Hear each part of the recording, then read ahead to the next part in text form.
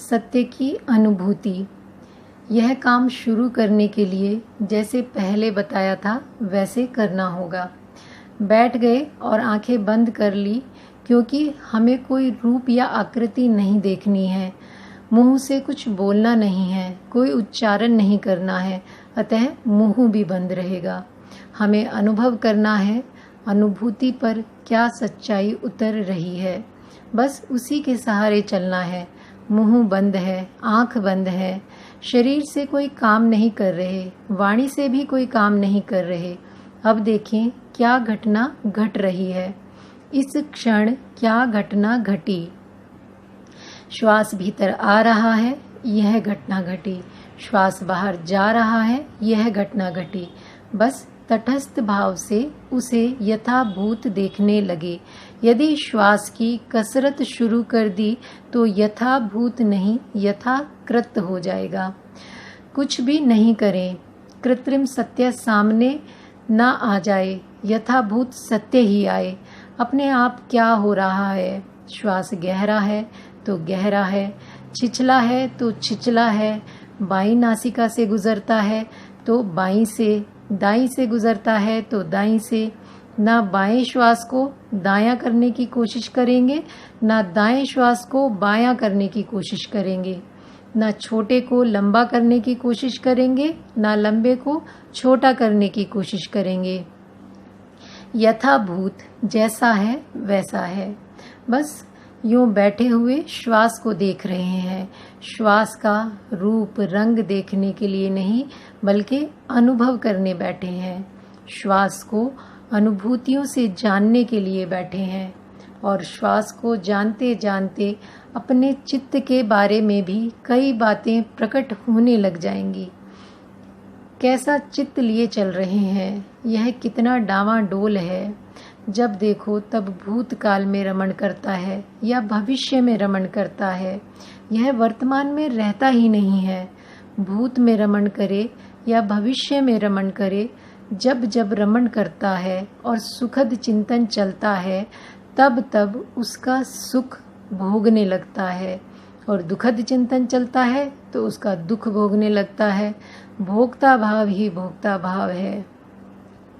दुख भोगता है तो द्वेष पैदा करता है, सुख भोगता है तो राग पैदा करता है, आसक्ति पैदा करता है, इसलिए बड़ा व्याकुल है। राग पैदा करता है तो व्याकुल हो जाता है, द्वेष पैदा करता है तो व्याकुल हो जाता है। यह सच्चाई पुस्तकों की सच्चाई नहीं है, गुरु महाराज की वाणी की सच्चाई नहीं है, यह अपने चिंतन की भी सच्चाई नहीं है, यह अपनी अनुभूति की सच्चाई है। धर्म चिंतन से प्राप्त नहीं होगा। जिन जिन संतों ने धर्म का साक्षात्कार किया, उनकी वाणी देखते हैं तो पता लगता है कि और कुछ नहीं, वे विपश्यना ही कर रहे थे। भारत का एक संत कहता है,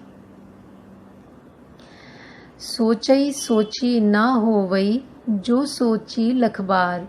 सोचई यानी शुचि करे, शुद्ध करे, लाख बार शरीर की शुद्धि करे, उसे साफ करे। इससे सही अर्थ में शुद्धि नहीं होगी, मुक्ति नहीं होगी। जब मन की शुद्धि होगी तब सही अर्थ में शुद्धि होगी, मुक्ति होगी। केवल मुंह बंद करके बैठ गए तो भी कुछ प्राप्त नहीं होगा।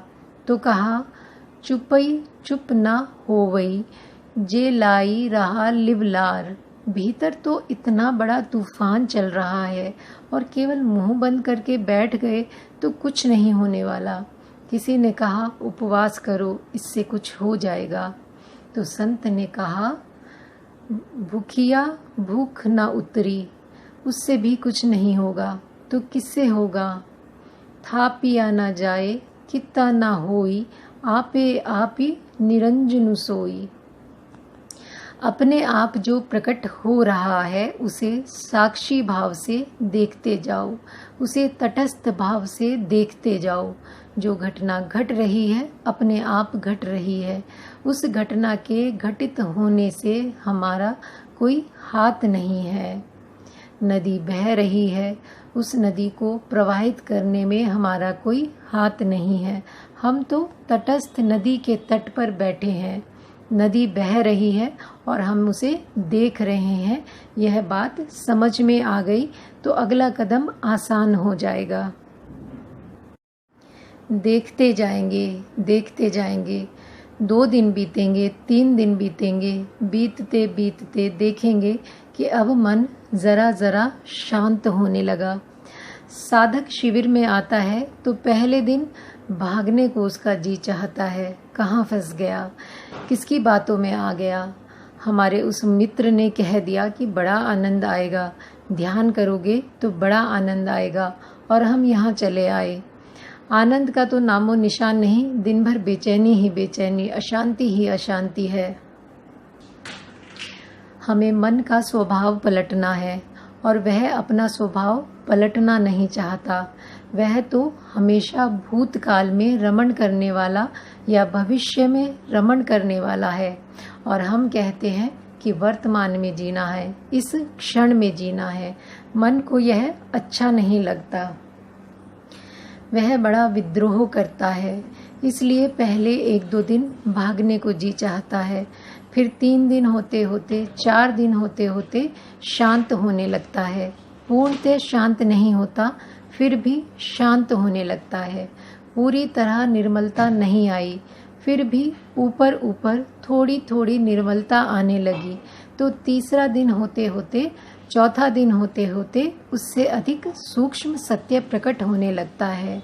श्वास की सच्चाई देख रहे थे, श्वास के प्रवाह की सच्चाई देख रहे थे। यथाभूत बिना नियंत्रण वाला श्वास देख रहे थे। उसके सहारे सहारे चित्त का स्वभाव देखने लगे।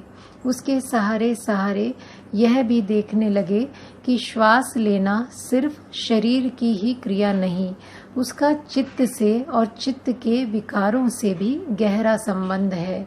विकार जागते हैं तो श्वास अपनी स्वाभाविकता खो देता है, और जब विकार दूर हो जाते हैं तो श्वास फिर स्वाभाविक हो जाता है।